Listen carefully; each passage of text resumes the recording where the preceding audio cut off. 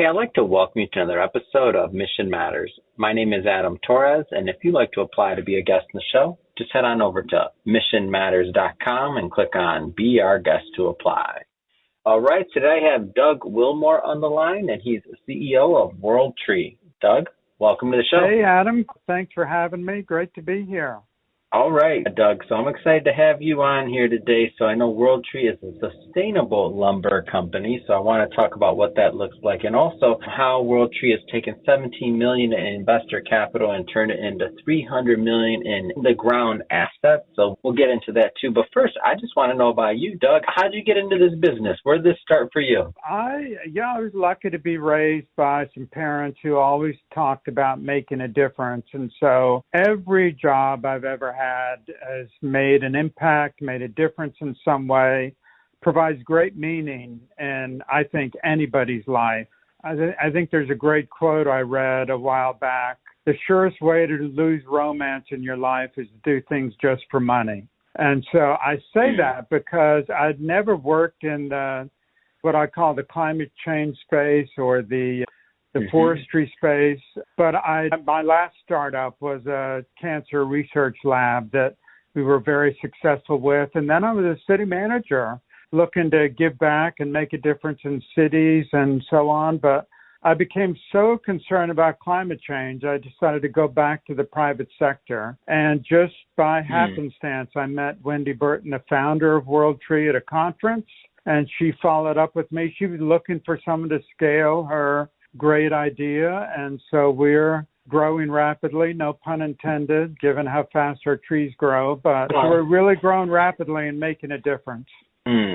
So I want to get into the making a difference part, of course, but I want to stay in the business side of like the profit side for a moment. Like a lot of it with your skill set growing, like where did you see the opportunity here? Like how did you see the opportunity to where you're like, okay, this is something I could sink my teeth into?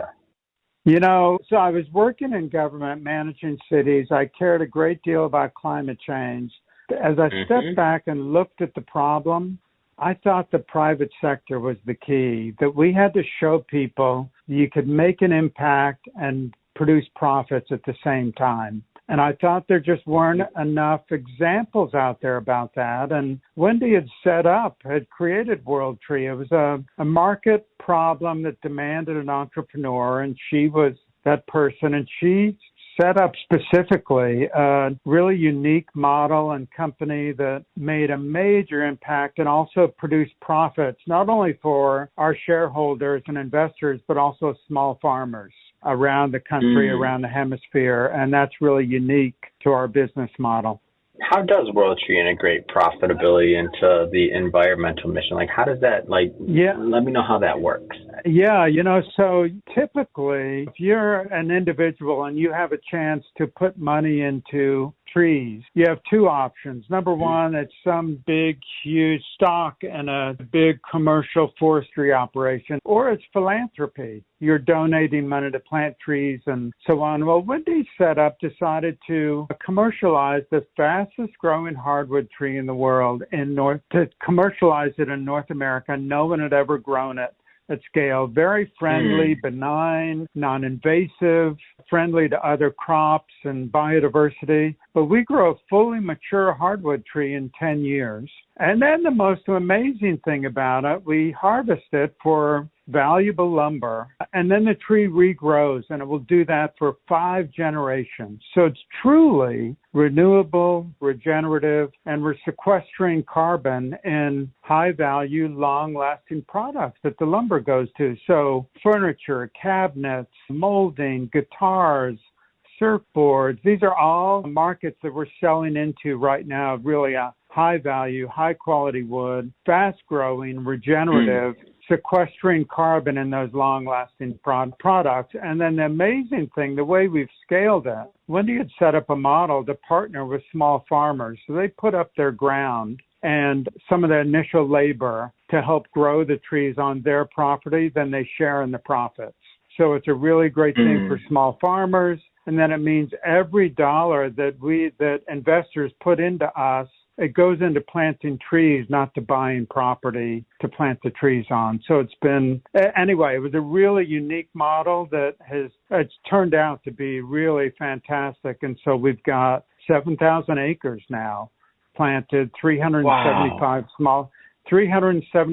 small farmers, and over $300 million in lumber value in the ground right now. And that's all just from $17 million we raise typically a couple $1 million each year. So we've been planting for 9 years now, and we do our first harvest next year. So that's kind of the model that she started and that we've scaled, and we're growing rapidly. And it's a really, really cool thing. It's great to bring farmers' families back to the farm because they now have a more profitable venture. This tree, so we combine it with crops, so it intercrops really well. So it's not just people planting trees, it's usually trees and crops together, and they go very well together. And it produces a lot of profit for the farmer and then great returns for the investor. And then we've planted enough now, Adam, to basically offset the annual carbon footprint of Boulder, Colorado.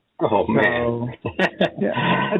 That's amazing. I was going to say, have you ever heard that quote from Margaret Mead? Never doubt that a small, committed group of people can change the world. Indeed, it's the only thing that ever has. And so, a bunch of small investors, some small farmers, World Tree got together. We've offset the carbon footprint of a city the size of Boulder. I mean, that's pretty amazing. And we're just getting started. That is interesting. And looking at the vision for the future and the just getting started part, give me a little bit like a CEO of the company, like let me into your playbook a bit. Like what are the plans for continuing to scale this thing? Yeah, so part of the growing to where we're at was we had to do all the R&D on the ground. I mean, most people think, oh, okay, you're going to start planting a particular tree. Well, there was no protocol, nothing, because no one had ever grown it at scale in the U.S. or Costa Rica, Mexico. Did that surprise you, by the way? Did that part just surprise you in those early days?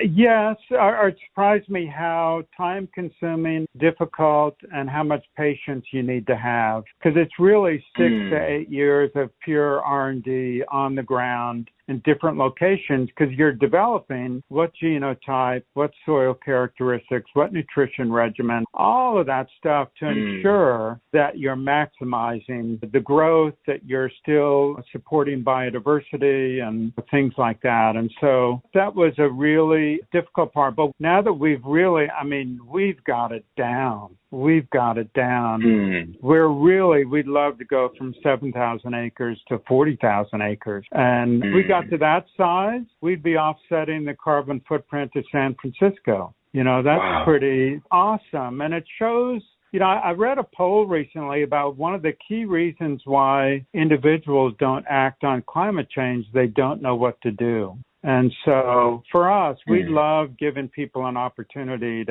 we love our farmers that participate with us, but we love giving small investors an opportunity to put their money where their heart lives, with things they care about, that they feel good about. And so to me, that's, I think, the example hopefully we're providing is, you can make a difference with where you put your money. And philanthropy matters, but also investing in things that make a difference matter also. How are you recruiting the farmers? I'm curious on that side of things, and those that have kind of bought into this side of the mission too. How does that piece work? The first farmers were true, pioneers, visionaries. They had to buy. Absolutely. They're like, you want to do what? Yeah, but now. So get off my property. No, I'm just playing. It's almost all word of mouth now, Adam, because, a farmer drives by and sees, we literally have 30-foot tall trees in the first year in Mexico and Costa Rica. That's how fast this grows. We don't get quite that level of growth in the U.S., maybe 12, 15 feet, but still a neighbor drives by and sees a fellow farmer with this fast-growing tree and say, what the heck is going on there? And so they talk to their neighbor, they put them in touch with us, and next thing you know, we actually have a waiting list of farmers. So of good farmers in the right area that we want to be in, the right soil, things like that. So capital is always really the limiter with us. And so as we scale, that's going to be one of the things we focus on.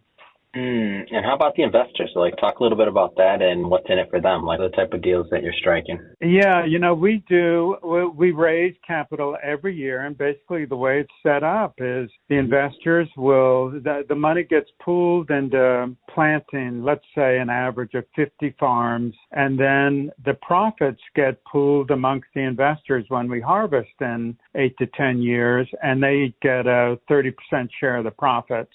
Because we do crowdfunding every year, I'm not allowed to say on the air what the projected return is, but folks can go to our website and read all about it and see about it. We raise most of the money through accredited investors and what's called a Regulation D offering. But we love crowdfunding because it gives, we call it democratizing the movement. We love to give smaller investors, individuals, the opportunity to make a difference. We have many people. One of the reasons that they like about this, it's not just the return they're projected to get, which we think is really strong, but a 1 acre, if they're investing in planting 1 acre, they're offsetting their own family's carbon footprint for the next 10 years. And that's pretty awesome. You could say, hey, okay, I'm not, because you could do that right now by any number of sites that you could go to that are high quality and donate money. And if you're not going to invest with us, I'd recommend that everyone do that. But here, you're actually investing and you get a return, and you're offsetting your own carbon footprint, either for yourself or your family for the next 10 years. And that's a pretty cool thing to do.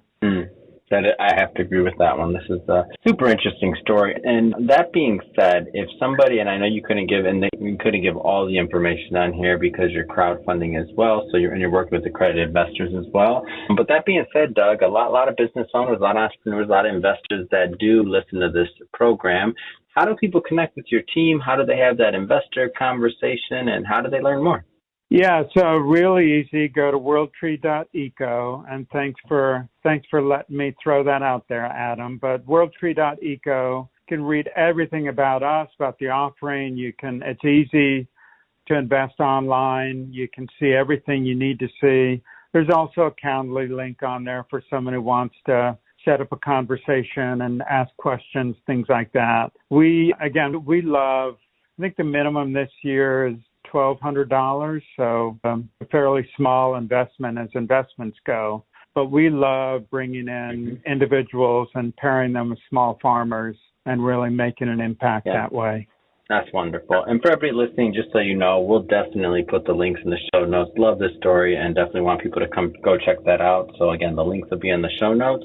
So you can click on it and head right on over and learn more about WorldTree. And speaking of the audience, if this is your first time with Mission Matters and you haven't done it yet, hit that subscribe or follow button. This is a daily show. Each and every day we're bringing you new content, new ideas, and hopefully new inspiration to help you along the way in your journey as well. So again, hit that subscribe or follow button. And Doug, thanks again for coming on the show. Adam, thanks so much. And I really appreciate what you're doing and love the show, and keep up the great work.